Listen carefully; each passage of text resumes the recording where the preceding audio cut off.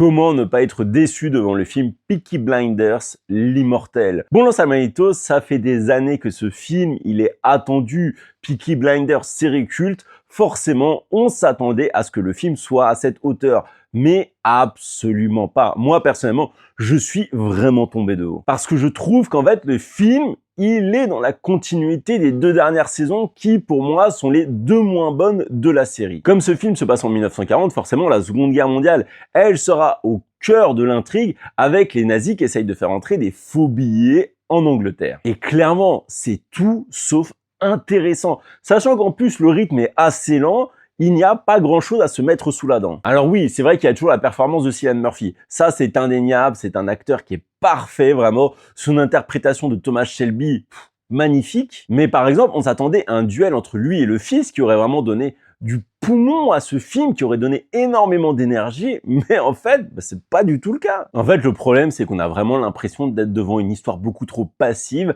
alors que les Peaky Blinders, normalement, ça cogne. Donc à l'image du film El Camino qui a suivi Breaking Bad, le film Peaky Blinders l'immortel m'aura énormément déçu. Dites-moi vous en commentaire si vous avez trouvé ce film à la hauteur de la série.